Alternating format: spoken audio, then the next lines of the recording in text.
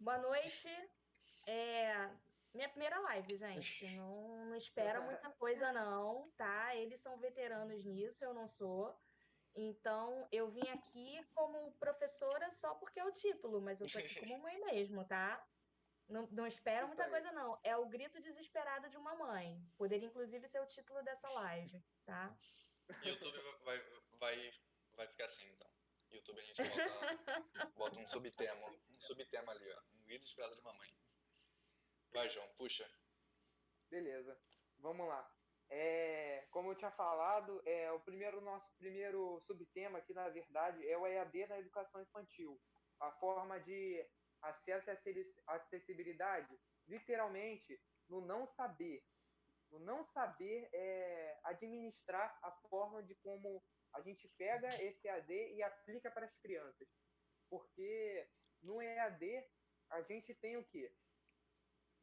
Formas de aplicação de conteúdo para nossas crianças. Tem aula síncrona e síncrona, que é aula ao vivo e aula já gravada, dependendo do colégio, um colégio particular tem plataforma para isso, e em colégio público tem o Google Meet, que a gente está usando aqui para se comunicar agora. Então, a gente vai de exemplos básicos até exemplos mais como que eu posso dizer? Cara, do básico até o mais hard mesmo, entende? Complicado. Porque tem gente, isso é complicado, porque tem gente que simplesmente não sabe entrar na plataforma. E E aí tem gente um que. exemplo da minha Isso. avó, que minha avó, por parte de pai, ela mora com o meu primo de 9 anos e ela literalmente é uma avó confusa com tecnologia. Qualquer coisa que precisa fazer, ela me chama para ir na casa dela e resolver. Então, se não fosse pela minha ajuda, o meu primo estaria sem aula nenhuma até hoje, entendeu? É. Porque ela realmente não sabe mexer e a escola ela só tem um número de diretoria e ela fala que não atendem porque não tem ninguém lá e é uma situação complicada, entendeu? Pelo menos, na minha opinião, eles podiam, pelo menos a escola pública ou o Estado, poderiam emitir alguns avisos na televisão de como usar a plataforma para seus filhos, entendeu? Para O pessoas grande de problema idade. é que nós professores também fomos pegos de surpresa, né? Porque, salvo algumas pouquíssimas exceções, pelo menos lá no Célia, nós não tivemos essa formação para dar aula em EAD.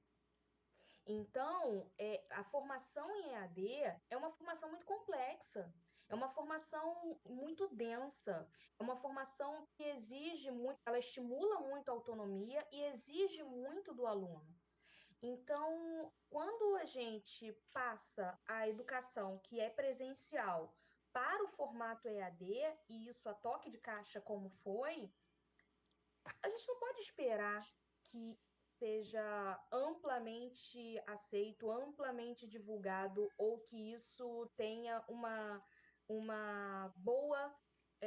bom resultado, porque a gente passa por vários problemas da educação, tanto presencial quanto EAD, né? A gente Uhum. passa pelo problema, primeiro pela falta de acesso, já começa por aí. Então, hoje eu tenho numa sala de 28 alunos, 10 que frequentam o EAD ou o ensino remoto, entende?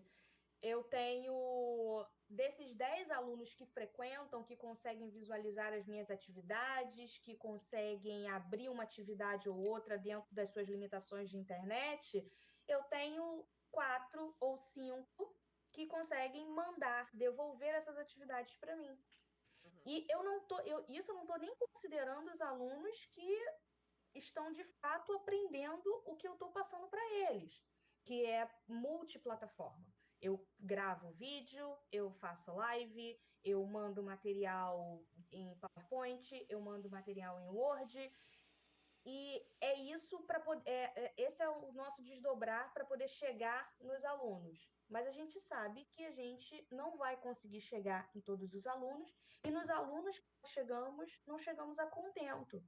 E eu tô pegando a minha experiência, que tenho acesso à internet, que tenho um equipamento que me permite fazer isso, mas eu sei que tem professor que não tem um notebook com câmera para poder fazer uma Hum, live, que não tem um, uma internet de qualidade ou razoavelmente de qualidade para poder fazer isso.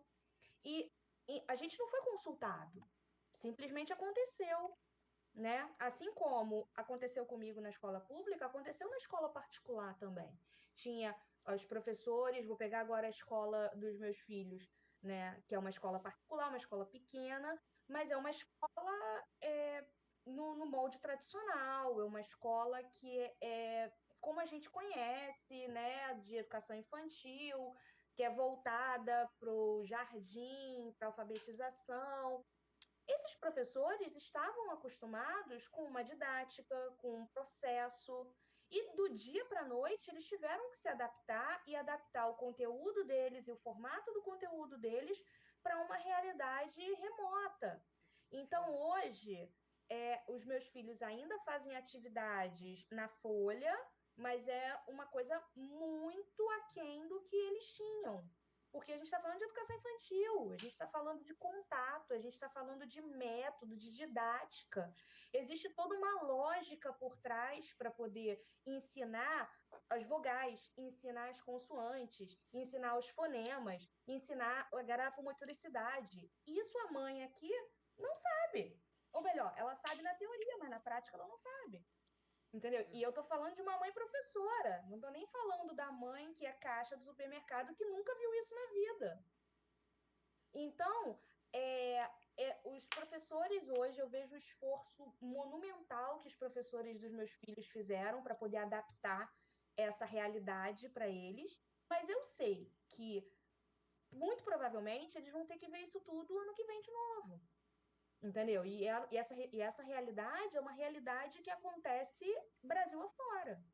Então, eu entendo que não existe um apoio, um suporte das redes, seja municipal, estadual, os particulares ainda conseguem dar um apoio maior para os pais, mas mesmo assim ainda não é o ideal, mas é muito complicado também para os professores, para as redes, para a gente, de repente, transformar tudo aquilo que a gente aprendeu em uma educação à distância, que não é à distância, uma educação remota, entendeu? O É muito Estado complicado. ia dar um chip de celular, não ia com a Nossa! internet. Também tem essa história também.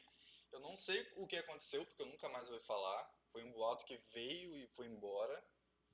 E a UERJ também está falando em dar pros alunos agora. A gente ouviu e a gente não sabe a mínima ideia do que vai acontecer sobre isso. Tem isso também. Essa questão do chip, do mesmo jeito que apareceu, foi embora, né? A gente também não sabe. E quando a gente fala de Estado, a gente está falando de toda uma cadeia de comando e de mandos e desmandos, em que nós que estamos na ponta, junto com vocês, alunos, somos os últimos a saber. Então, os pais sabem primeiro pelo Edmilson Ávila lá na Globo e depois é que nós ficamos sabendo de alguma coisa. E aí, a gente ainda precisa aguardar a confirmação do que o Edmilson Ávila falou na Globo, no Diário Oficial, para poder saber se isso vai acontecer de fato. Então, é isso, assim, é uma estrutura muito grande, é uma rede muito grande, são muitos alunos, são muitas escolas. Nada no estado vai ser fácil, nada no estado vai ser rápido, nada no estado vai ser da maneira como nós gostaríamos, porque prevê muitos processos, prevê muita burocracia. Que, por um lado, é muito ruim, porque a burocracia acaba deixando os processos, deixando o nosso objetivo final muito prejudicado, né? Porque demora, é moroso. Por outro lado, essa hum, burocracia é muito necessária, porque a gente vê que se com toda essa burocracia existe a corrupção que existe, Se não tivesse essa burocracia, sabe-se Deus o que seria feito com todo esse dinheiro. Então, é uma faca de dois gumes, né? Sim. Que é como falava o Mamonas Assassinas, a faca de dois legumes.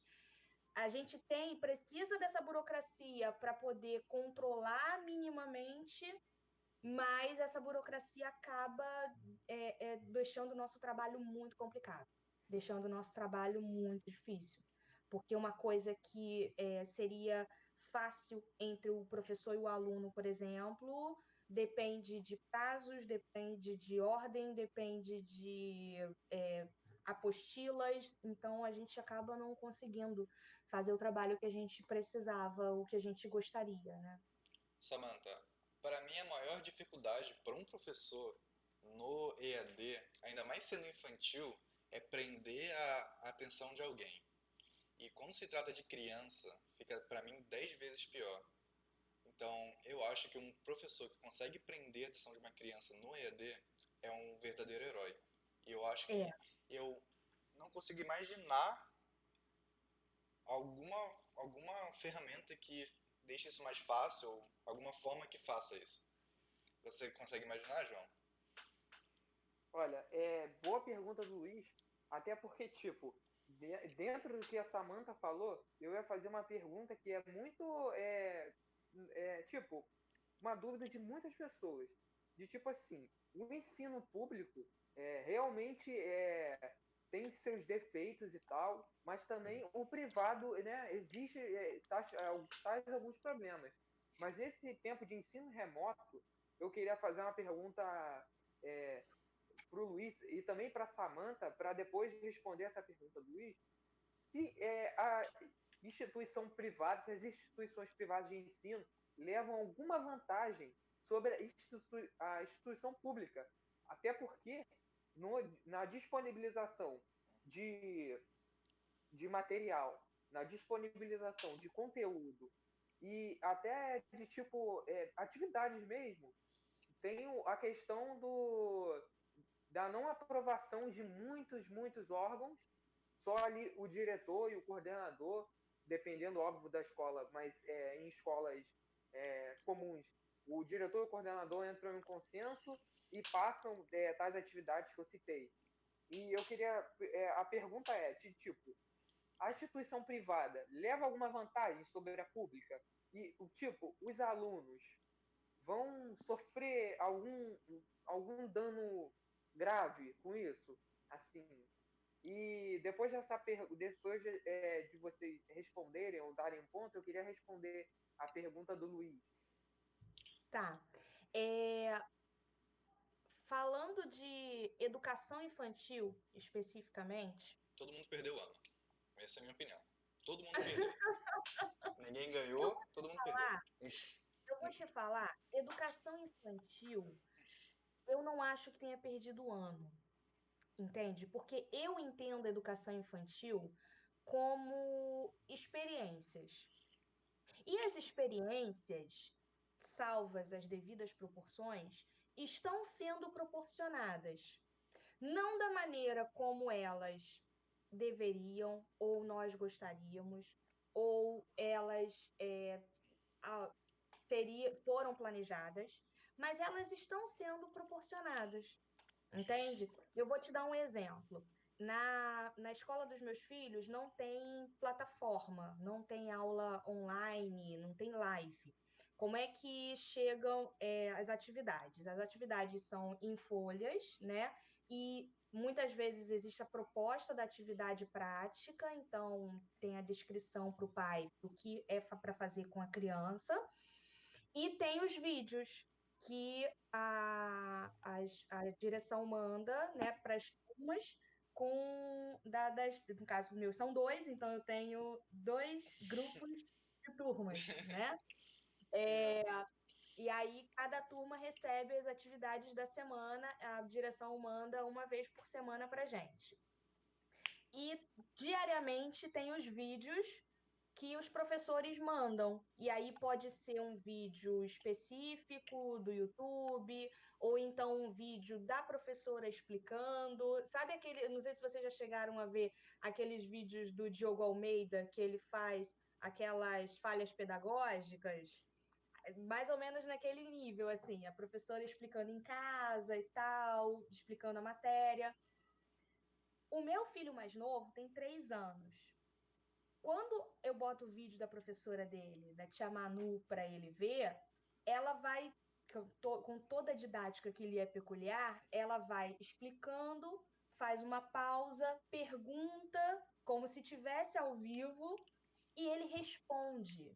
Como se fosse a Dora Que beleza, Aventureira, hein? sabe? Como se Como fosse se um fosse a desenho. Dora Aventureira, ele responde a tia Manu. Então ela explica: meu amor, essa é a letrinha A, vamos fazer o A? E ele responde: vamos. Isso é uma coisa que é do professor. Sim, O professor de educação infantil tem isso. Ele consegue capturar daquele aluno a atenção que aquele aluno não vai dar para mais ninguém. Eu posso falar do mesmo jeito que a tia Manu vai falar, e eu não vou ter atenção do meu filho. A Dora Aventureira vai falar do mesmo jeito e ele não vai dar atenção para ela. Então, o professor de educação infantil tem isso. Ele tem essa didática, que, claro, vai sendo aprimorada com o passar dos anos, mas ele tem essa didática que ele consegue, mesmo que à distância. Claro que não é o ideal, não é o ideal, mas mesmo que à distância, ele consegue capturar a atenção dessa criança e ele entende que à distância, ele vai ter um tempo menor para poder passar a matéria dele, porque a atenção da criança, mesmo para aquele professor, vai ser menor à sim. distância. Então, o meu filho, por exemplo, meu filho de 3 anos, assiste vídeos de 5 minutos no máximo. É o tempo, é o limite dele. Se for um vídeo mais longo, ele não vai assistir. Então, ela, muito espertamente, manda uns 3 vídeos. Entende? Ela manda uns 3 vídeos de 5 minutos. E aí, aqui, a gente vai alternando entre vídeo e tarefa. Aí depois vem o vídeo de novo. Aí faz a Pô, que tarefa, bacana. Que incrível. né? E é isso, assim, é essa percepção de que as faixas etárias vão ter uma relação com a tecnologia e com o EAD, o ensino remoto, de uma maneira diferente. O meu filho mais velho, não. Meu filho mais velho está numa fase já pré-alfabetizando, ele já está no processo de alfabetização. Então, a atenção dele vai ser totalmente diferente. A atenção dele vai ser para as letras, vai ser para as palavras, vai ser para os fonemas. Ele vai ter um outro tipo de atenção para esse vídeo, entende? E é essa percepção do professor de educação infantil que vai dar o tom dessa escola, né? Desse ensino. Se a escola pública tem uma vantagem, uma desvantagem em relação à escola particular, eu vou te dizer que vai depender muito da rede. Sim, Hoje, na rede do Estado, a gente tem uma ferramenta que é muito boa. O que vai determinar se como que aquela ferramenta vai ser trabalhada vai ser o professor. Via de regra, vai ser o professor, entende? Vou te dar o exemplo da minha escola, do Clélia Nance. No Clélia Nance, nós temos total autonomia sobre o conteúdo que nós damos para o aluno. Então, nós temos uma base curricular, e a partir dessa base curricular, nós direcionamos o nosso ensino para as turmas. Então, o que vai determinar se aquela plataforma vai ser bem ou mal utilizada, vai ser o professor, vai sim. ser a forma como esse professor vai lidar com isso, entende? Correto. Agora, no município de São Gonçalo, que eu já sei que também está com um ensino remoto aí, é, eu vejo que é muito equiparado a muita escola particular pequena, entende? Então, eu acho que, mais uma vez, os professores, e aí eu estou falando da figura física do professor, estão direcionando, dentro das devidas proporções, mas eles estão direcionando esse ensino mais do que nunca, né? Mais até do que deveria, porque os professores, muitas vezes, estão deixados à deriva dentro das suas redes para direcionar esse ensino. Eu não sei se isso é uma coisa boa ou se isso é uma coisa ruim, considerando que a corda sempre arrebenta do lado mais fraco, e nesse caso, o lado mais fraco vai ser sempre o professor, Sim. entende? Exatamente. A rede privada, ela vai ter uma vantagem quando ela é uma rede, quando é uma rede de muitas escolas, uma rede de escolas que tem muitos recursos, porque esses alunos já estão inseridos dentro de uma lógica com muitos recursos.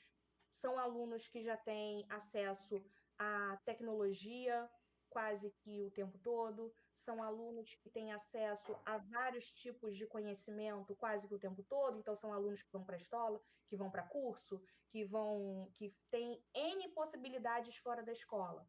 Então, essa rede de grandes escolas, de muitas escolas, elas vêm atender a esse alunado. E aí, se isso é uma vantagem ou não, vai depender do sistema que a gente está inserido, né? Sim. Mas eu não vejo a rede pública num patamar inferior nesse caso, porque está muito centrado no professor, pelo menos é o que eu estou vendo, assim. O professor está direcionando muito esse ensino e está fazendo o seu melhor, assim, que eu vejo de colegas, né? Os professores estão trabalhando como nunca trabalharam antes. Os professores estão se doando como nunca se doaram antes. Porque professor ama educação?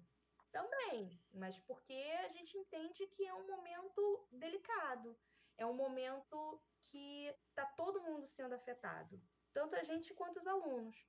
Então, é, eu não vejo a educação pública, o ensino público, em desvantagem, pelo menos não de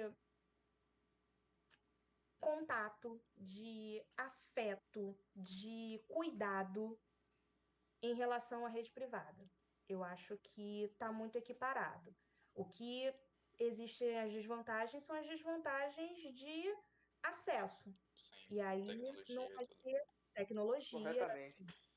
Aquele aluno da rede privada, ele vai ter uma vantagem em cima do aluno da rede pública que não tem acesso a nada disso, ou que tem acesso a muito pouco disso, né?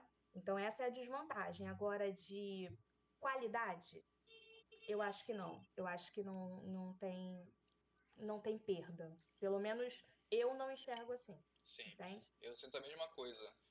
Que a escola é o professor, na minha opinião. E a escola pública, ela dá muita autonomia ao professor. Um professor de escola pública é realmente uma pessoa que pode aplicar o conteúdo que ele gosta de uma forma mais fácil. Numa escola particular, eu sinto que o conteúdo que você tem que aplicar é aquele conteúdo e eu não sinto uma liberdade do professor a dar a matéria que ele quer, ou ele tem que sempre seguir o plano o tempo todo. Eu acho que o professor de escola pública tem mais liberdade para fazer as coisas.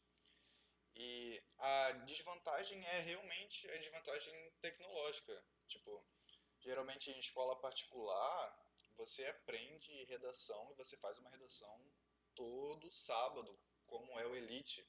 Todo sábado você tem redação, você tem proposta de Enem, simulado, essas coisas. A escola particular está sempre em cima. Claro, dá para trazer isso para a escola pública? Dá. Mas o foco, eu sinto que o foco da escola pública não é exatamente esse. Mesmo que realmente seja importante, porque quando você chega. Porque tem uma grande diferença da escola pública, pelo menos no Cleia Nance, que é o segundo ano e o terceiro ano. Segundo ano, você está ali, você faz as coisas. Aí chega terceiro ano, redação o ano todo. Redação o ano todo. Tem redação todos os bimestres, você tem Estou sentindo simulado. uma crítica velada Tá, aí, você tem hein? simulado, tudo coisa. E eu não imaginava que Estou o terceiro ano era sentindo uma assim, crítica sabe? velada. E eu sinto que a escola pública faz isso desde o primeiro ano, entendeu? Fora que eles têm oportunidade de trazer coisas diferentes para sala de aula. Às vezes precisa de alguma coisa que a escola pública não tem, ou às vezes na escola pública quebrou, talvez seja um bagulho para filme, uma coisa assim, entendeu? Tem essa desvantagem.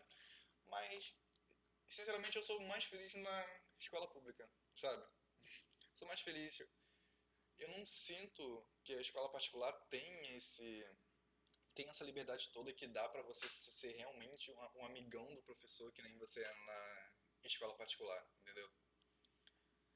Eu acho que a gente. Literalmente pode falar. Não, eu ia falar que eu acho que a gente consegue trabalhar nas brechas, entende?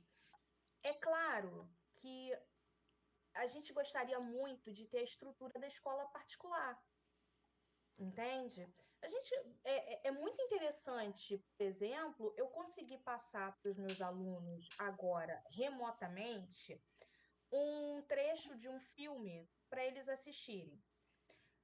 De novo, se eles vão conseguir assistir esse filme, aí é uma outra discussão, entende? Mas se eu conseguisse, dentro do meu ambiente escolar, passar esse trecho desse filme sem prejuízo, por exemplo, da minha matéria, seria muito interessante. Mas a gente sabe que a realidade da escola pública não é assim. A gente não tem filme na escola pública? Tem.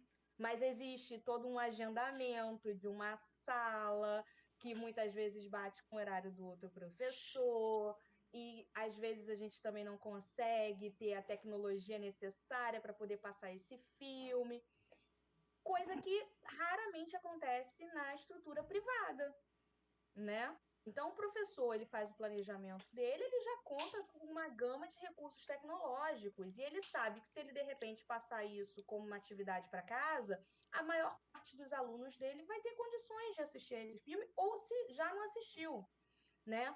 Então, é claro que a estrutura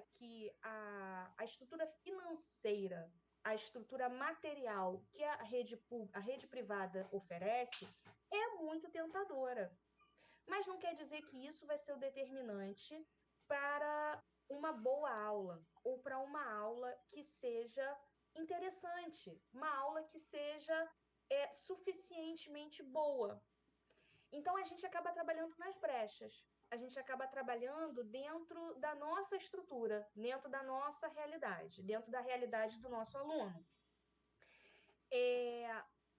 A rede pública vai ter uma vantagem, uma pequena vantagem em relação à rede privada, que é justamente essa autonomia que o professor tem sobre o seu conteúdo, sobre a sua aula. Não quer dizer que o professor vai inventar um conteúdo da cabeça dele para poder dar para o aluno. Ele tem uma base para seguir, ele tem uma estrutura para seguir. Mas essa estrutura, ela é bem flexível dentro da rede pública, né? Coisa que já não acontece tanto na rede privada. Então, a partir daí é que a gente trabalha em parcerias, trabalha em conjunto, trabalham os projetos, e é aí que as relações ficam mais estreitas, e é nas relações mais estreitas que o aluno consegue aprender melhor o conteúdo, Sim. né? Porque o aluno, ele vai se interessar pelo conteúdo se aquilo fizer sentido na cabeça dele. Se aquilo não fizer sentido na cabeça dele, não adianta, pode ser a coisa mais interessante do mundo para o professor, mas o aluno não vai aprender. Então, é a partir desse estabelecimento de uma relação que a gente faz com o nosso aluno, é que ele entende o quanto que aquilo é necessário na vida dele ou não. Aprender aquilo vai fazer diferença na vida dele ou não. E é aí que começa o processo de ensino-aprendizagem, para o professor e para o aluno, né? Então, a escola pública, eu acho que permite isso de uma maneira um pouco mais satisfatória, é menos engessado do que a escola privada. Mas é claro que é muito tentador a estrutura da rede privada. Nossa, você chegar num lugar para dar aula com toda uma gama de materiais para poder você utilizar, é, é, é o sonho de qualquer professor, entende? Então, tem a sua desvantagem, mas tem a sua vantagem também. Então, eu acho que o professor de uma rede é o professor da outra rede.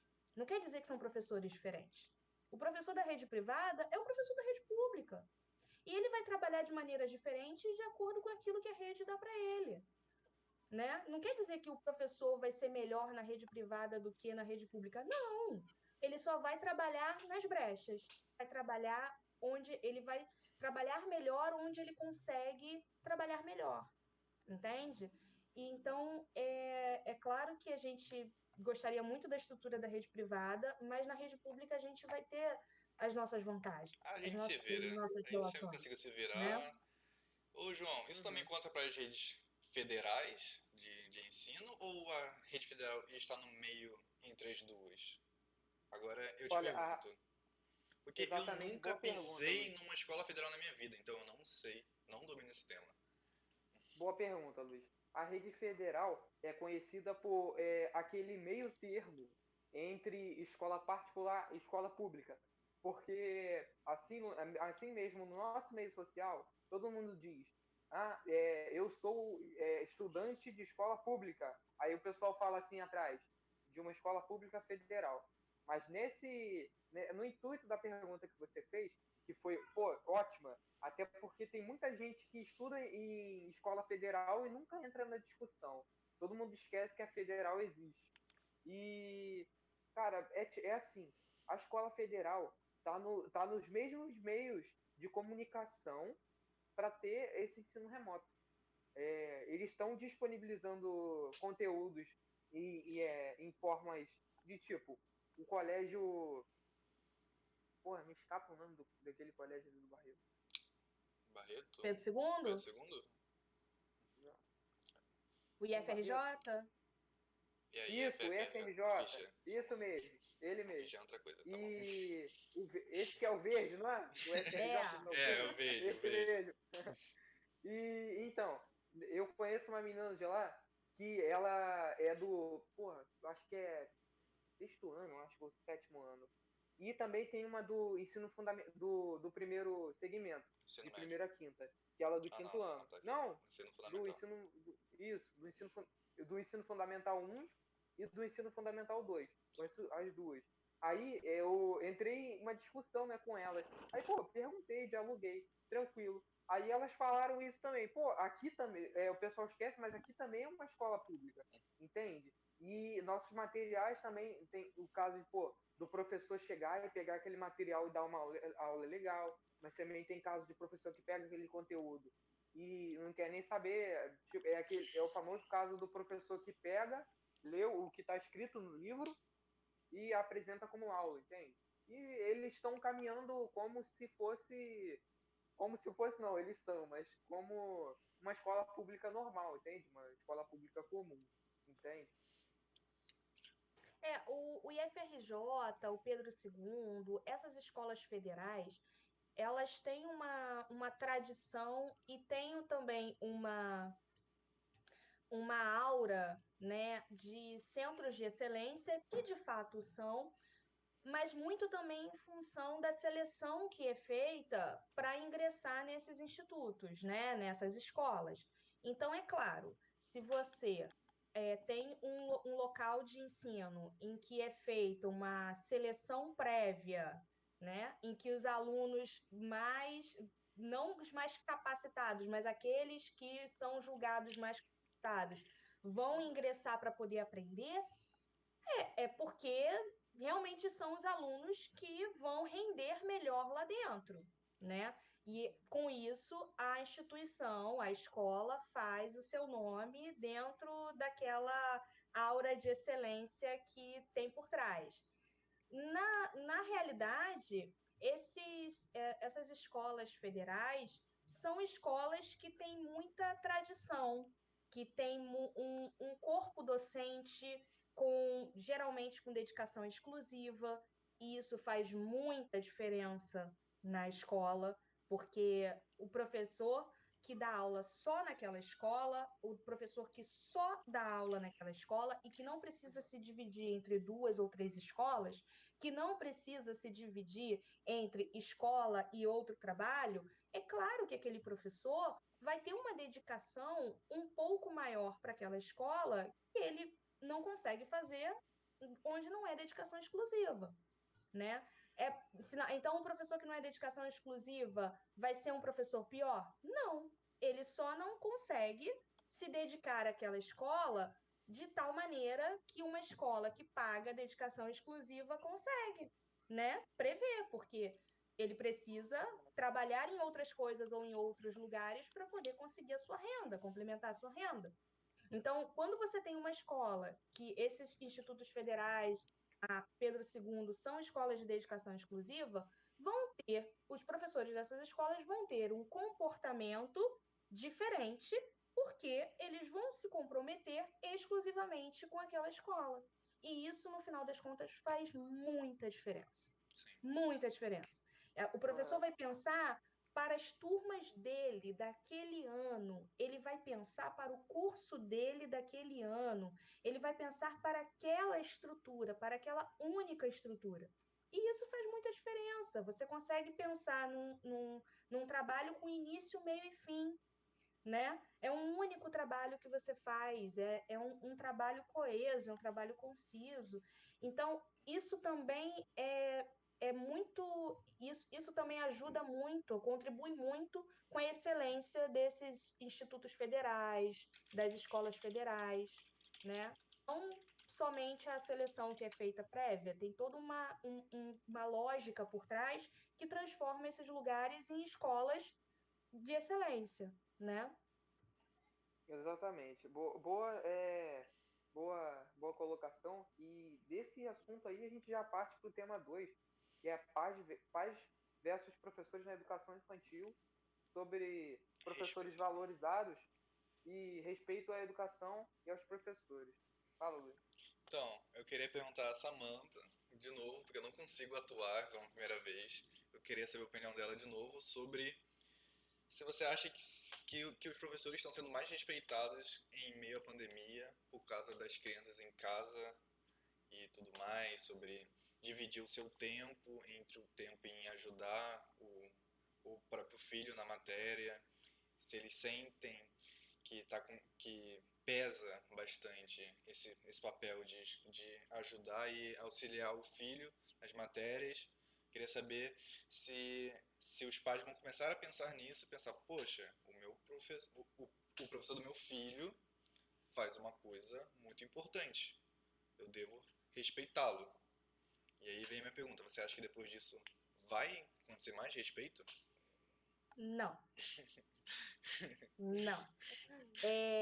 Eu acho que esse pensamento até ocorreu no início da pandemia, quando os pais se viram com trabalho e crianças em casa e atividades da escola. Então, esse pensamento de que, poxa, o professor do meu filho faz muita coisa e é um trabalho muito difícil, é um trabalho que eu julgava ser fácil e não é fácil, mas eu acho que nesse momento que nós estamos, os pais só querem paz e sossego. Eles não estão. Essa valorização do professor, que os professores tanto anseiam, ainda não vai vir. E um dos motivos que me levam a ter essa opinião é justamente a pressão que as pessoas estão fazendo para a reabertura das escolas, entende? Se você valorizasse de fato o professor do seu filho, você não ia arriscar a vida do professor do seu filho querendo que a escola reabrisse. Porque é um momento em que o professor do seu filho vai estar muito mais em risco do que o seu filho, né? Eu vi uma reportagem essa semana em que os professores são os mais vulneráveis na reabertura das escolas, mais até do que as crianças, né? As escolas têm a educação infantil não muito, mas também não escapa disso, mas a maior parte do corpo docente é o grupo de risco. São professores de mais idade, são professores que estão dentro do grupo de risco. Então, reabrir as escolas para que esses professores possam se expor à Covid dessa maneira é uma não valorização desse profissional, entende? Então, eu fico muito triste de dizer isso para você, mas eu acho que não. Eu acho que os pais não vão valorizar mais os professores. Eles tiveram, sim, a dimensão do tamanho do trabalho que dá você educar crianças. Educar é diferente de instruir. Os professores não instruem apenas, principalmente na educação infantil. Na educação infantil, né, quando eu trabalhava lá na Prefeitura do Rio, né, a gente tinha um lema, né, que cuidar é educar. Quando você está cuidando, você está educando. Então, o cuidado não é dissociado nunca da educação. Eles andam juntos. Não tem como você educar sem cuidar, você cuidar sem educar. Não existe isso. Então, isso dá trabalho. Educar dá trabalho, cuidar dá trabalho. E muitas dessas crianças que hoje estão em casa estavam na creche. Elas passavam mais tempo na escola do que em casa. Passavam, se não mais tempo, passavam um bom tempo do seu dia na creche, dividido, né, entre creche e escola. Então, quando você tira esse lugar, esse espaço, que é um espaço da criança, é um espaço de pertencimento da criança, né? A criança é ali que ela vai trabalhar toda a sua individualidade dentro de um coletivo, é ali que ela vai se reconhecer como indivíduo. Então, quando você tira esse espaço em que a criança se reconhece como indivíduo, você só deixa a dimensão familiar dessa criança. E isso dá trabalho. Dá trabalho você é, entender que a criança precisa de um espaço, precisa de um lugar para poder ela se manifestar, para poder ela se entender como indivíduo.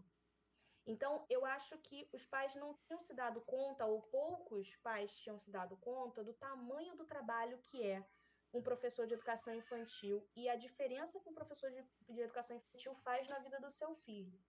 Não é somente dar brinquedo para criança, não é só dar massinha, não é só dar o giz de cera na mão dela. Existe toda uma didática, existe todo um trabalho que é feito e que os pais deveriam valorizar mais, mas eu não sei se isso vai acontecer no pós-pandemia, entende? Infelizmente. Isso é muito triste. É muito triste. Ainda mais pelo psicológico da criança. Como ver a professora como uma segunda mãe. Até mesmo minha irmã fala, ela entende que a professora é uma pessoa que está ali para cuidar dela também, educando, entendeu? E eu sinto como se todas as crianças tivessem perdido a sua segunda mãe com isso tudo, entendeu?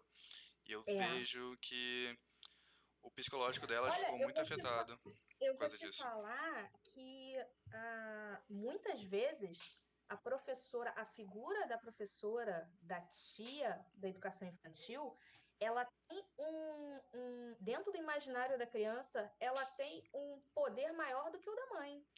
Eu vou te dar um exemplo.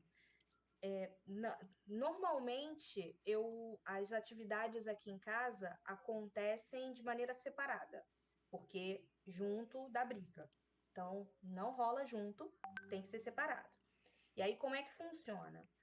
Enquanto o meu filho mais novo está dormindo, ele dorme aí entre 1h30, 2 horas no máximo, o meu filho mais velho faz a atividade dele. Então, eu fico lá com ele, passo os vídeos, ajudo nas atividades. Quando o meu mais novo acorda, ele faz as atividades dele, eles lancham e aí eles vão brincar. Só que isso acontece, para acontecer isso, tem que ser sabe, uma conjunção astral, sabe, o alinhamento dos planetas? Se alguma coisa estiver fora dessa equação, não vai rolar. E o meu lado professora me ensinou isso, eu tenho que respeitar o tempo da criança. Eu tenho que respeitar a disposição da criança para isso. Não adianta eu obrigar o meu filho a fazer uma atividade num dia que ele não vai querer. Aquela atividade vai ser perdida. Ele vai fazer de qualquer jeito, ele vai fazer com raiva, Então, isso é muito contraproducente. Samantha, você já recebeu alguma mensagem de algum aluno seu que tem disponibilidade de internet e tudo mais, mas ele desistindo de fazer as tarefas? Você já recebeu alguma mensagem assim, tipo, professor, eu gosto muito da sua matéria e tal, mas eu não me sinto bem para fazer, eu estou desistindo do EAD esse ano e a gente vê como fica ano que vem. Você já recebeu alguma mensagem desse tipo no ensino médio? Já, já, já. As justificativas são as inúmeras, porque as realidades no terceiro ano são inúmeras, né? Eu tenho um aluno que pode fazer mais um ano que vem, e que pode ficar em casa estudando mais um ano. Eu tenho o aluno que precisa se formar esse ano porque ele precisa trabalhar para ajudar a família. Tem o aluno que é bom presencialmente, mas que não consegue pelo ensino remoto.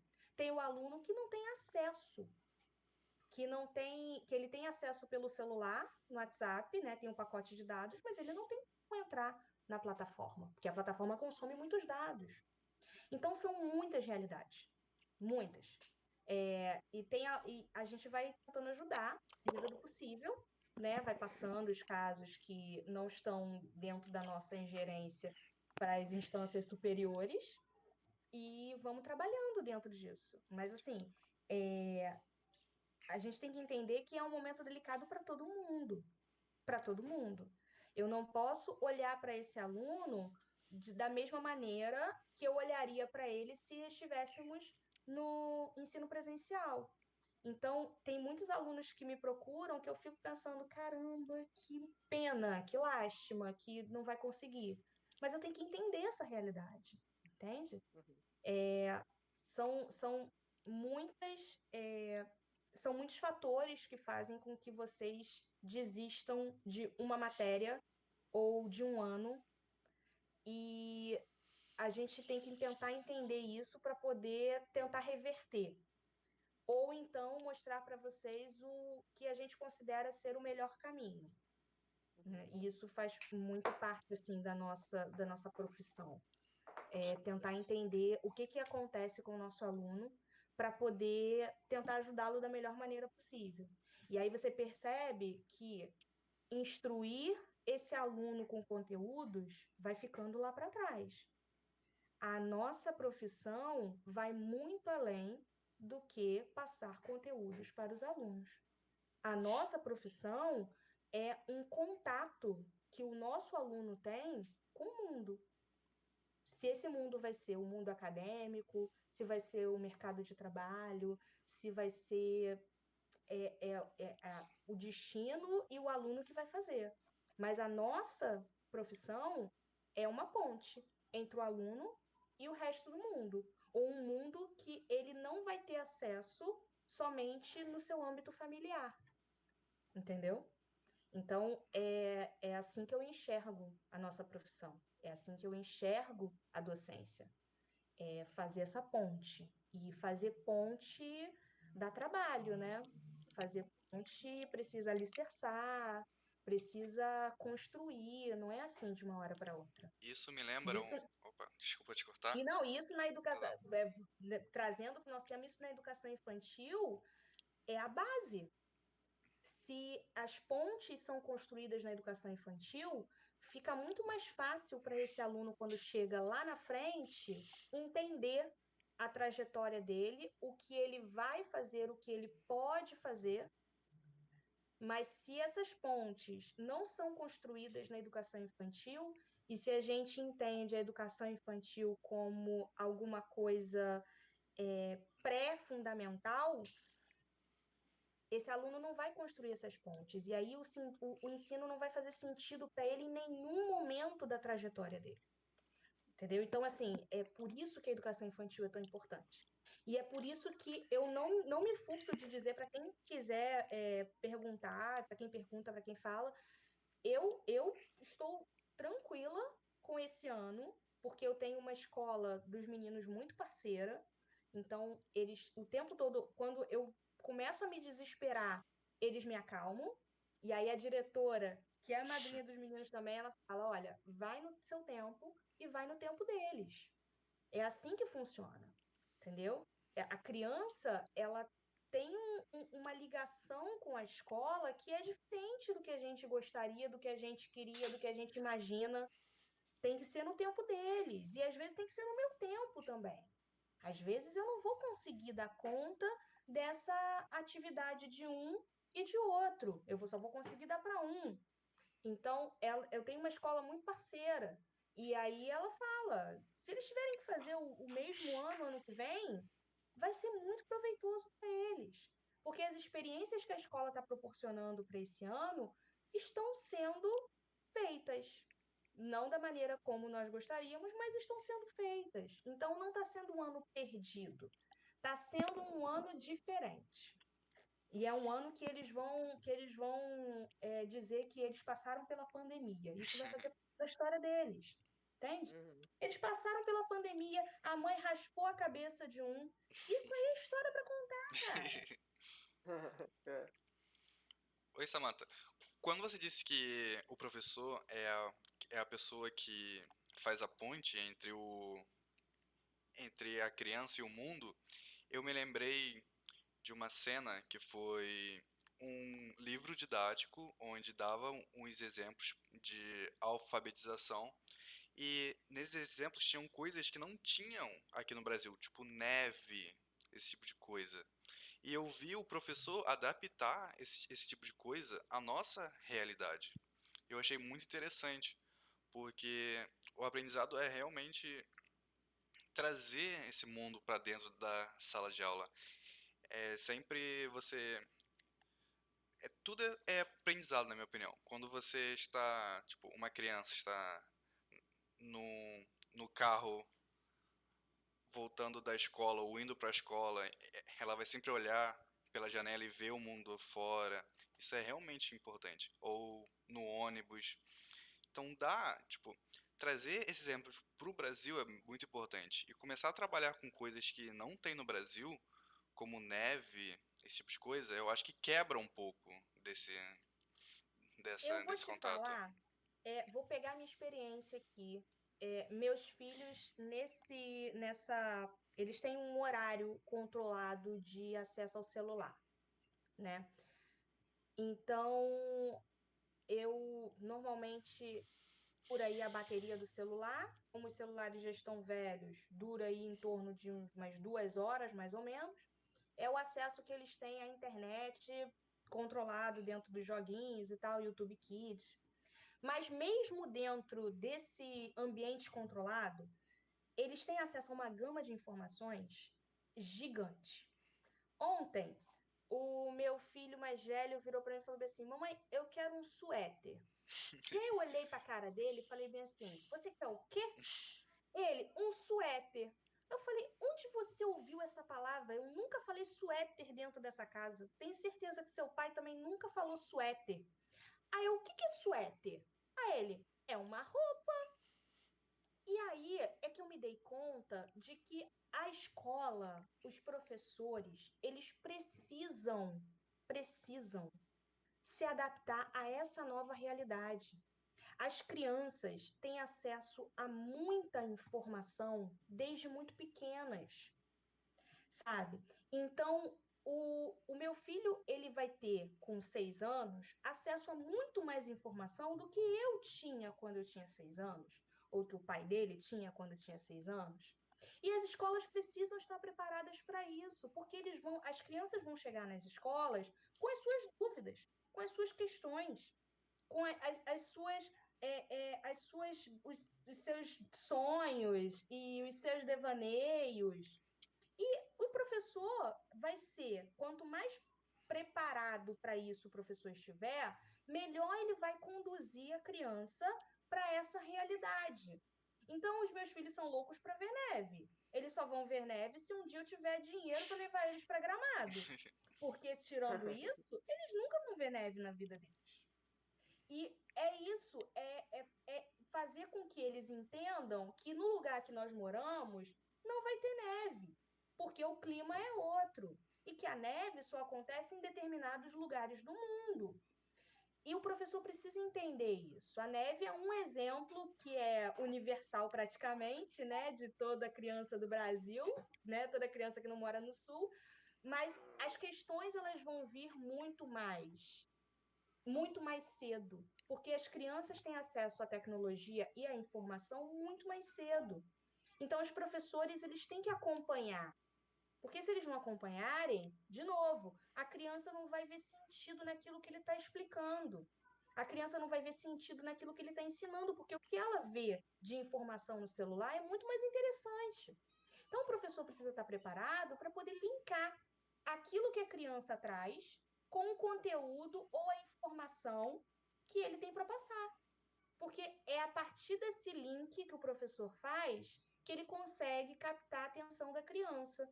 E aí ele consegue direcionar a criança para onde ele quer, né? Sim. Então, eu achei muito engraçado esse exemplo do suéter, porque suéter é uma palavra que não faz parte do meu vocabulário, eu vou falar blusa sempre, e o meu filho falou suéter com a maior tranquilidade do mundo, e ele vai chegar na rua e vai falar suéter, e as pessoas vão olhar para a cara dele e vão falar, oi, como assim?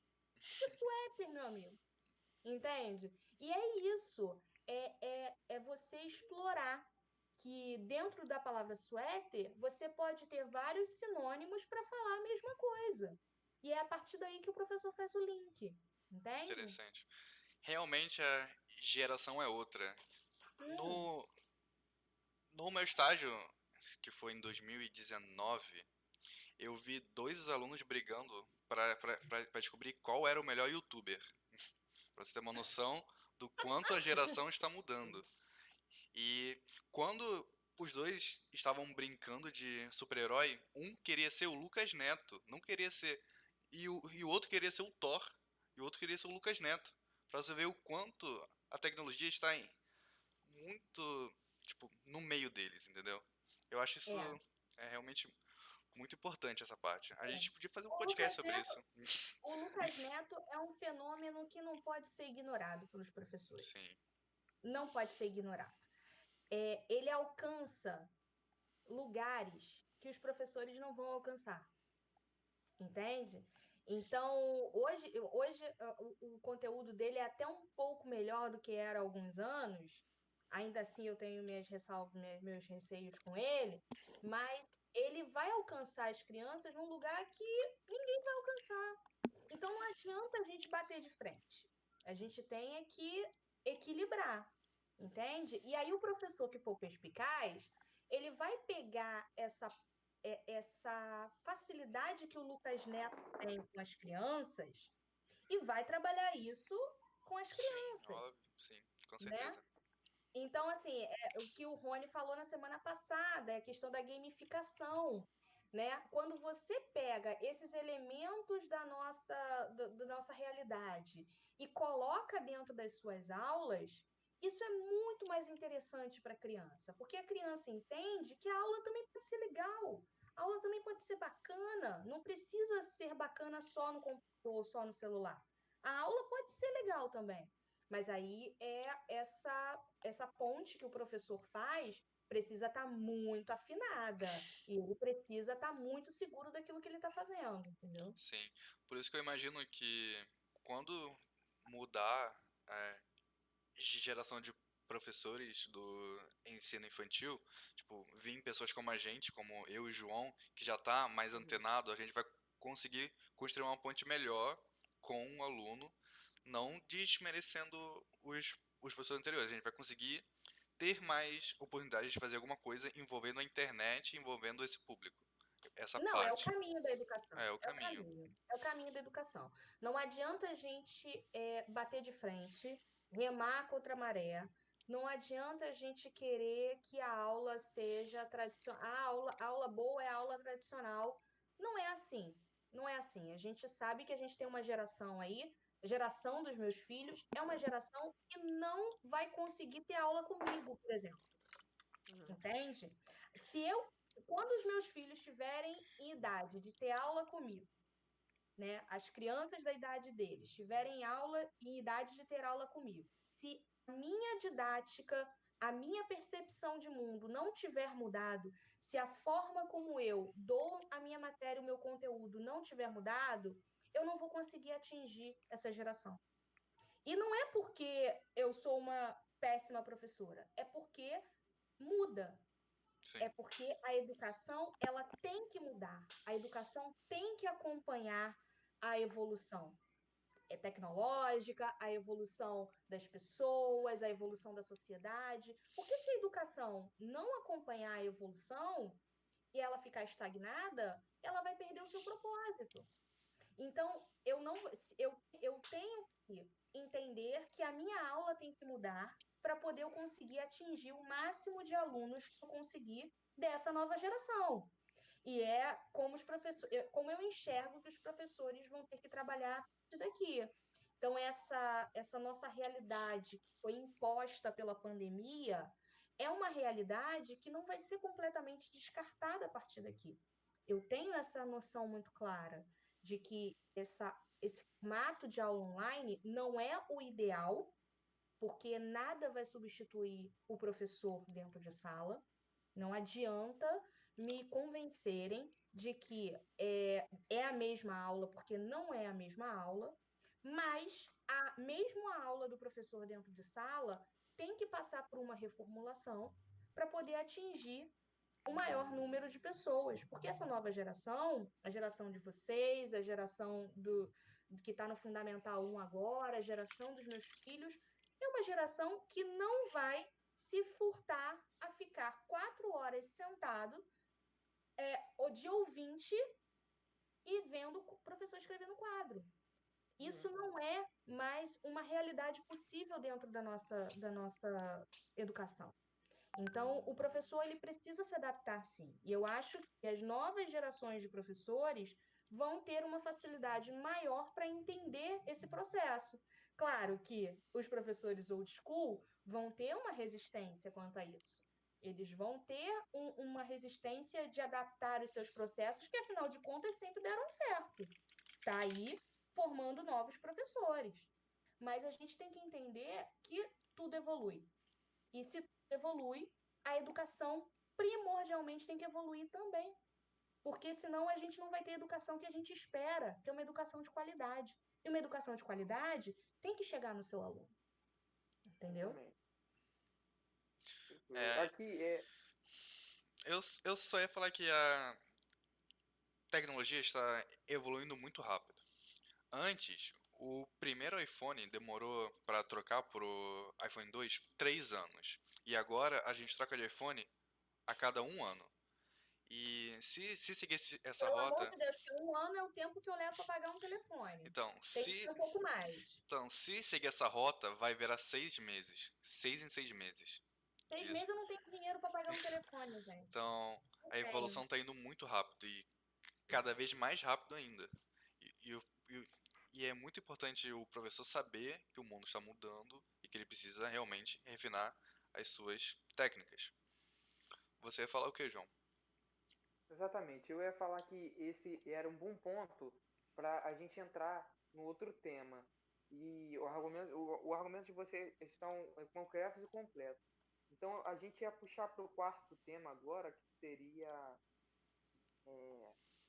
os projetos, né, Luiz? E também, como a gente já falou um pouco no EAD na educação infantil, mas seria da escola pública agora, do fato da escola pública barra particular, óbvio, mas do fato do aluno não ter a acessibilidade, não ter mesmo, daquele aluno que não tem internet ou não tem celular ou simplesmente, como o exemplo do Luiz mora com um parente mais velho, como uma avó de 70, 80 anos que não sabe mexer no celular, da criança que não tem acessibilidade. E eu queria fazer uma pergunta e uma colocação, que era de tipo assim, se esse aluno não tem esse acesso e está o ano todo sem fazer nada, e chega no ano que vem, a pandemia é perdurada e fica, como é que faz? Como é que ficam as séries? Como é que fica o desenvolvimento neural desse aluno, físico? de tipo, da educação física mesmo, porque tem responsável que não deixa a criança, e mesmo no quintal tem medo, tem gente que é mais neurótica, entende? E se essa criança parou de, pô, parei de fazer exercício, o cérebro, pô, querendo ou não, você para de fazer exercício, você só fica no celular, vai desenvolvendo mais o lado tecnológico, mas na hora de escrever um poema, na hora de escrever uma redação, pô, dá aquela travada, entende?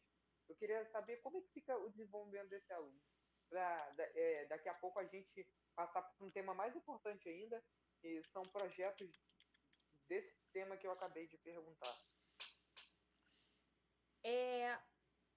Esse aluno que não tem acesso é uma realidade dentro da nossa rede pública, seja municipal, seja estadual. E esse aluno não quer dizer que esse aluno vai ser esquecido pelos professores. Porém, esse aluno está dentro de uma lógica capitalista que não permite que ele tenha acesso à educação nesse momento da pandemia. E para nós, como professores, é muito. Eu ia falar que para nós, como professores, é muito revoltante, mas eu acho que extrapola a revolta, sabe? A gente não consegue chegar no nosso aluno porque esse aluno não tem a tecnologia que é necessária nesse momento. E ele não tem a tecnologia porque a gente vive num sistema capitalista que ele tem que a família dele tem que escolher entre comer ou ter um acesso à internet. Então, é muito revoltante a educação não chegar por falta de tecnologia nesse momento em que a tecnologia é tão necessária. Como que vai ficar esse aluno? Eu não sei te responder. Não sei. A gente tem trabalhado bastante essa questão do pós-pandemia, que a gente também não sabe quando que vai ser, entende? Nós temos uma previsão de vacina, uma conversa de vacina para o início do ano que vem, que pode se concretizar ou não. O que não quer dizer que, tendo uma vacina no início do ano que vem, essa vacina vai chegar a todas as pessoas no início do ano que vem. Entende? É um processo longo. E aí, como é que faz no ano que vem? Como é que volta no ano que vem? E antes de chegar no ano que vem, como é que se avalia esse aluno? Esse aluno não teve acesso. Esse aluno não teve contato com o mínimo que seria necessário para poder ser aprovado ou não. Então, todas essas perguntas não respondidas são perguntas que nós fazemos e que também não são respondidas, né? Como eu disse para vocês lá no início, nós estamos dentro de um sistema burocrático em que tem uma cadeia de mandos e desmandos e que nós, junto com vocês, somos os últimos a saber. O Edmilson Ávila sabe antes da gente. Então, é muito complicado pensar nesse aluno que não tem acesso, porque a gente se dá conta da nossa própria impotência dentro desse sistema quando a gente pensa nesse aluno que não tem acesso. Esse aluno que não tem acesso é um aluno que está à margem do sistema educacional atual, sistema educacional vigente. O sistema educacional vigente na rede estadual do Rio é o Google Classroom, e esse aluno que não tem acesso está à margem disso. É como se esse aluno chegasse na porta da escola e a porta da escola tivesse trancada. Ele não conseguisse entrar. Entende? Então, é muito revoltante a gente pensar nisso. Que tem alunos que estão sem acesso porque não tem acesso à tecnologia, porque a gente vive num sistema em que é tudo muito caro e as pessoas não têm oportunidade de recursos para isso, entendeu? Agora, o que vem depois é uma preocupação para a gente também, né? Enquanto professor. Como é que a gente dá aula depois disso? Como é que vai ser a nossa relação com os alunos depois disso? Como é que vai ser o professor da educação infantil que recebe as crianças com um abraço e um beijo todo dia? Como é que esse professor vai fazer isso no pós-pandemia? Quando que esse professor vai ter segurança para poder fazer isso novamente? E essas crianças que são tocadas fisicamente e tocadas metaforicamente, como que essas crianças vão continuar sendo tocadas nesse sistema em que a gente não tem a proximidade, em que a proximidade é negada? A proximidade é prejudicial para os dois. Então, eu não imagino, por exemplo, uma educação infantil sem contato. Eu não imagino uma educação infantil sem abraço, sem beijo, sem toque. Como que vai ser isso? Quando que a gente vai conseguir fazer isso de novo?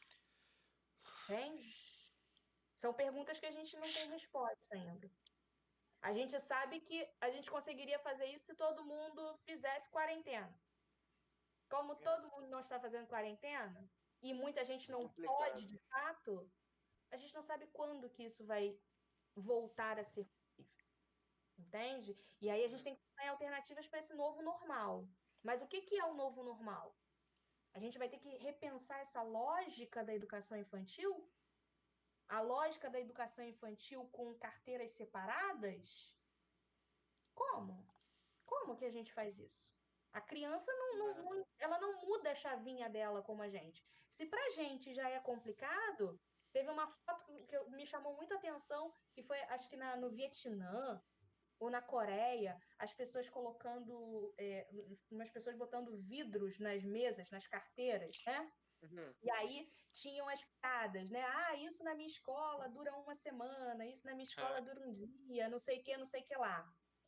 A criança não entende essa lógica da carteira separada, muito menos uma carteira com vidro, com um acrílico, entende? Isso não é escola. Uhum. Entende? Então, assim, nessa perspectiva, o ensino remoto é muito mais proveitoso.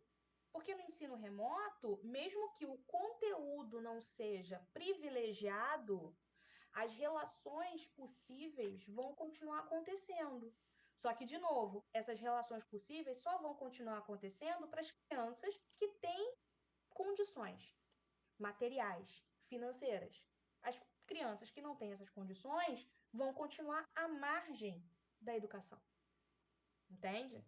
E essas crianças provavelmente já estavam à margem da educação antes. Porque para elas já devia ser um esforço muito grande para a escola todo dia. Para a família delas já devia ser um esforço muito grande manter essas crianças na escola todo dia. E agora só se concretizou uma realidade que já vinha se arrastando de muito tempo. Então, Escancarado, né? esse é o momento da gente repensar mesmo o papel da educação. Qual é o papel da educação? O papel da educação nunca foi instruir ou só instruir. O papel da educação vai muito além. E se a gente não prioriza isso, como a gente viu que estava acontecendo na época da votação do Fundeb, se a gente não prioriza isso, a gente não tem uma realidade palpável em muito pouco tempo. Porque se a educação ruir, ruir a sociedade. A sociedade como nós conhecemos, a sociedade que nós queremos, a sociedade como nós imaginamos. Então, é um momento, sim, de se parar para poder pensar a educação. De parar para pensar a estrutura educacional que nós estamos inseridos. O que essa estrutura está dizendo da nossa sociedade? Por que a gente acha razoável ter crianças que não têm acesso à informação porque elas não têm acesso tecnológico, porque elas não têm acesso material, porque o correio não entrega a apostila na casa dela porque é área de risco? Se essa é a nossa ideia de educação, ou a nossa ideia possível de educação, está errado, a gente tem que repensar isso. Entende? Sim. E é assim que eu penso. Agora, as respostas que você quer, João, acho difícil você ter agora. mesmo com projetos sociais, se os professores fizerem algumas aulas, tipo, com projetos em algum lugar, ou algo tipo que nem as pessoas estudam pro Enem em projetos sociais e tal, eu não acho viável. E mesmo que alcance alguns alunos que não conseguem ter internet com projetos sociais, sempre vai ter um ou dois que não vai conseguir alcançar. E para a gente ter 100% de êxito nisso, tem que ser todo mundo. Temos que alcançar todas as crianças. A Luciana, né? A Luciana, ela é perfeita sempre nas suas colocações. Ela está aqui contribuindo, dizendo que se somos tão capitalistas assim, que quer se esqueça essa máfia de negociações do monopólio das vacinas e a posse sobre as patentes, que se libere as vacinas, porque só estuda quem está vivo, né? Essa questão de não liberação da vacina ou postergar a vacina, ou quando a gente lê que os Estados Unidos compraram 100 milhões de doses, todas as doses possíveis da Pfizer, isso vai contra o próprio sistema capitalista. Porque se as pessoas morrem, elas não produzem. Então, a gente precisa parar para poder ver em que realidade nós vamos voltar. Qual é a realidade que nós vamos estar inseridos no pós-pandemia? Essa lógica desenfreada que nós estamos vai ter que parar, porque senão não vai ter gente. Porque além de todos os motivos de morte do mundo, nós temos as mortes por Covid. Além de todos os motivos de mortes que acontecem no Brasil, nós temos quase 100 mil pessoas que morreram de Covid. São 100 mil mortes a mais que não estavam previstas. Então, essa lógica tem que ser freada, essa lógica tem que parar. E pensar a educação, pensar esse processo educacional, para que educação nós vamos voltar, é pensar a nossa própria sociedade. Porque não é possível que tenhamos crianças que não tenham acesso à educação nesse momento. Se não tem acesso à educação nesse momento, alguma coisa tem que ser feita. Entende? Cadê o Estado? Cadê o Estado? Então, é isso que a gente tem que começar a ter em mente. A educação vai muito além da sala de aula. A educação move muito mais gente do que professor e aluno. A educação é a base da nossa sociedade. E enquanto a nossa sociedade não entender isso, a gente está fadado ao fracasso. É para onde estamos caminhando. E é por isso que nós estamos com quase 100 mil mortos no Brasil.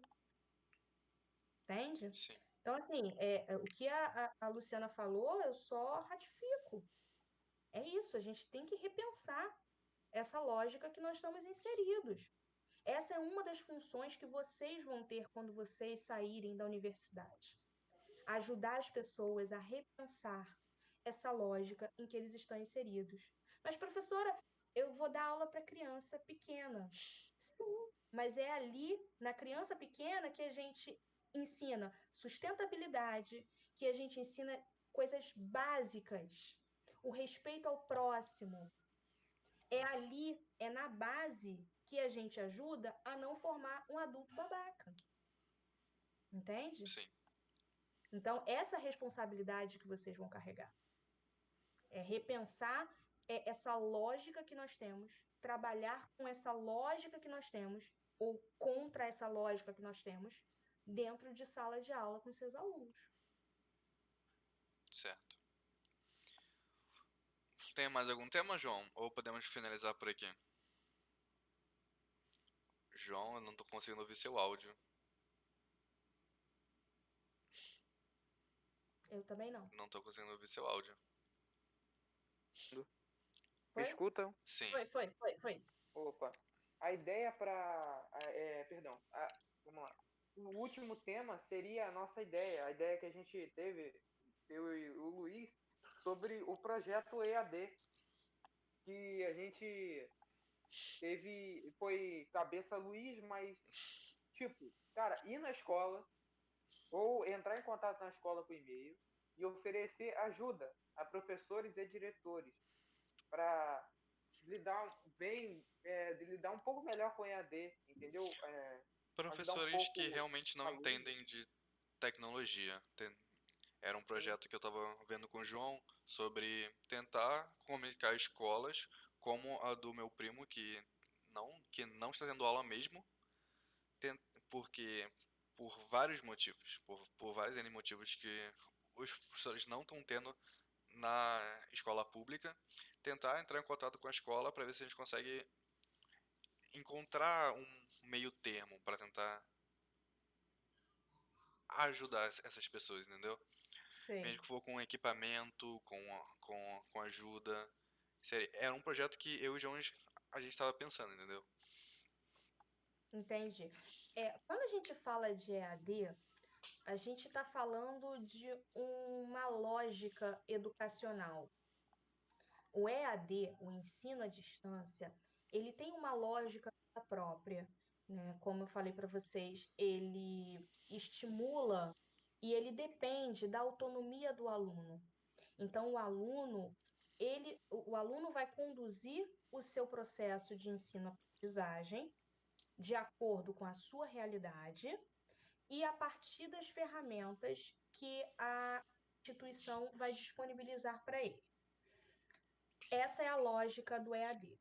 O que nós estamos tendo hoje, na maior parte das escolas, sejam públicas ou particulares, é um ensino que nós chamamos de remoto, né? Que funciona funcionaria como EAD, mas ele não dá a autonomia para o aluno de conduzir o seu processo de ensino-aprendizagem. E por que que não dá?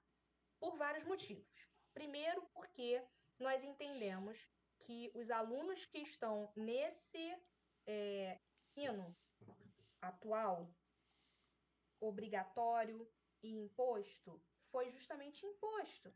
São alunos que têm uma lógica de ensino presencial. Então, os alunos que têm uma lógica de ensino presencial não vão conseguir, ou uma boa parte desses alunos não vai conseguir, ser autônomo no seu processo de ensino-aprendizagem.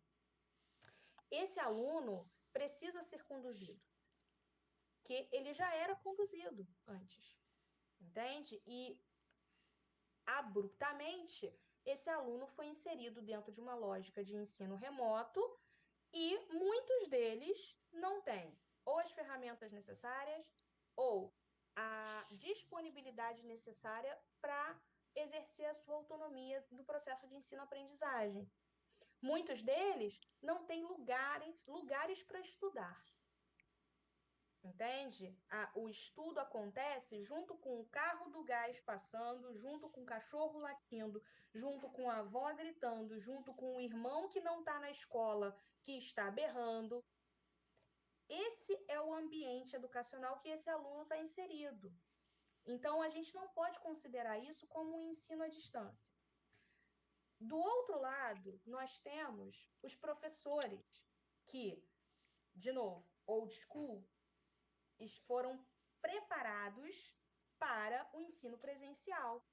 Pouquíssimos professores tiveram, na sua formação, as ferramentas e os conteúdos e a teoria do ensino à distância, que pode não parecer, mas tem toda uma teoria por trás, tem toda uma lógica por trás. E a maior parte dos nossos professores hoje não teve essa formação. A maior parte dos nossos professores, eu inclusa, teve uma formação para ensino presencial. Então, lidar com essa mudança brusca demora um tempo, entende? Um outro fator que a gente tem que considerar também é que a gente não sabe até quando vai ser isso. As aulas podem retornar no ano que vem, mas elas podem retornar em setembro. Entende? Então, a gente não tem essa perspectiva de quando esse ensino remoto vai acabar, ou se vai acabar, ou quando que a gente vai voltar para a estrutura que a gente está mais familiarizado. Se quando a gente voltar para a estrutura que a gente está mais familiarizado, se a gente vai continuar mantendo essa estrutura de ensino remoto. Então, são muitos sís, são muitos poréns.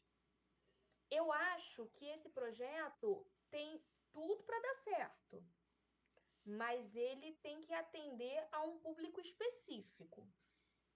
São os professores de educação infantil que precisam adaptar o seu conteúdo para o ensino remoto. Esse conteúdo que vai ser adaptado para o ensino remoto vai ser adaptado para uma tecnologia específica? Esses alunos desse ensino remoto vão ter acesso a essa tecnologia específica? Porque senão é que nem o professor que tem que pensar nas várias particularidades que ele tem na sala dele quando ele monta o conteúdo. Quando ele monta a sua aula, ele tem que pensar que essa aula tem que atingir a todos, com as suas diversas particularidades. Então, ele pensa em 10 exemplos diferentes para poder atender as diferentes realidades da sua sala. E, nesse momento, a mesma coisa acontece. Ele tem que pensar que ele não pode mandar um vídeo muito grande, porque senão vai comer o pacote de dados do aluno. Ele tem que pensar que a proposta dele tem que ir dentro de um formato de Word, mas aí às vezes o aluno abre pelo WhatsApp, não tem o celular, não tem o leitor do Word, então ele transforma para PDF, ou aí não tem o PDF, então ele bota um vídeo. E é isso, é você adaptar. Então, essa adaptação foi muito necessária no início para a gente. Nós tivemos professores que conseguiram acessar e manusear a plataforma assim. Eu confesso que eu apanhei um pouquinho ainda no início, não tinha nenhum tipo de contato com o Classroom, então foi um pouquinho complicado para mim. E eu tive colegas que me ajudaram muito nesse processo, muito. Então, tem os professores que têm mais facilidade, eles vão instruindo os colegas. Mas a gente ainda patina muito. Então, eu imagino que se a gente que trabalha com conteúdo para Fundamental 2 e ensino médio patine, o professor de educação infantil que está substituindo o toque, o contato físico, a musiquinha, o olho no olho, o pegar o dedo e fazer o movimento do grafomotricismo, ele está substituindo isso por um vídeo, deve estar sendo 10 vezes mais difícil. 10 vezes mais difícil. Então, eu acho que se vocês focarem nesse público que precisa de ajuda, né, muito mais, porque é uma outra lógica, é uma outra realidade, tem tudo para dar certo. Só que vocês têm que ter um mínimo de respostas. Até quando vai ser? Entende? Sim. Porque a gente vai virar o ano que vem a gente vai estar nessa nova realidade. Ano que vem as aulas começam depois do carnaval, antes do carnaval. São muitas respostas que a gente não tem, entende?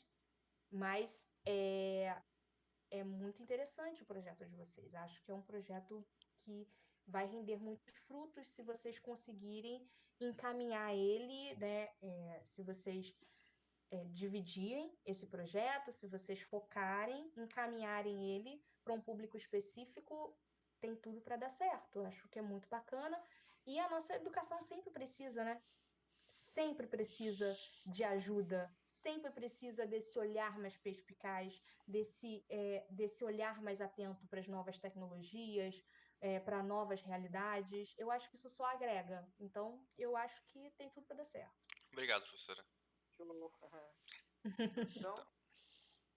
Então, Então seria isso, Luiz. sim, Correto? sim. Agora a gente finaliza. Deu 1 minuto, deu 1 hora e 40 minutos. Meu Deus do céu, como fala essa professora? Então, Graças a Samantha, Deus. eu queria dizer muito obrigado por ter participado. Obrigado por ter pegado esse projeto nosso e ter falado tanto. Imagina, eu que agradeço o convite, eu fico muito feliz. É muito gratificante para um professor quando ele vê que o seu trabalho rendeu frutos, né? Então, quando eu vejo que eu consigo enxergar dentro daquele trabalho que a gente faz dentro da escola, que a gente conseguiu alcançar, que a gente conseguiu chegar num aluno, que a gente conseguiu passar uma mensagem, é muito gratificante. E vocês vão perceber isso quando vocês prosseguirem, vocês vão entender o que eu estou falando. É muito gratificante ver vocês discutindo educação, ver vocês abertos a novas possibilidades educacionais, mas sem se fechar para o que já está aí, para o estabelecido, sem se fechar para as pessoas que vieram antes de vocês. Então, eu acho que esse equilíbrio que vocês tentam trazer é muito bacana e tem tudo para dar certo. Eu faço muito gosto e pode convidar que eu venho aqui para poder falar. Quando não tiver ninguém, pode me chamar que eu fecho, eu cubro um buraco aqui tranquilo. Obrigado. Falar não é Tá sempre problema. convidado. Tranquilo, então. Eu também agradeço você, professora. Muito obrigado pela disponibilidade, tá? Pelas belas palavras do projeto do último tema e desse aqui também. Pô, fico muito grato mesmo. E que você compartilhe aí com o pessoal, grupo de família, de professores. E, pô, se puder indicar um convidado show de bola aí, a gente vai adorar. Qualquer coisa a Falou? gente corre atrás da semana que vem, a gente procura algum professor, a gente vê que se encaixe bastante com o tema da semana que vem, que não temos ainda. Vamos planejar o tema da semana que vem. Planejamos Sim, só sim. 2 semanas, mas a gente tá na correria, é o que importa, é bom tá trabalhando um pouco, então tá ótimo. É isso aí. Gostei muito, meninos. Mantenham-se assim, foco. Valeu, Tá prof. bom? Valeu. Beijo, Beijo, Beijo. gente. tchau. Tchau, tchau. Tchau. Tchau, Luiz. Tchau, tchau, João. Beijo. Estamos off e ela saiu. Eu nem. Era pra Porra. terminar a live só, ela sumiu. Tá bom. Pelo Tá menos bem. ela gostou do agradecimento lá. Ah, hoje foi de boa, né, Luiz?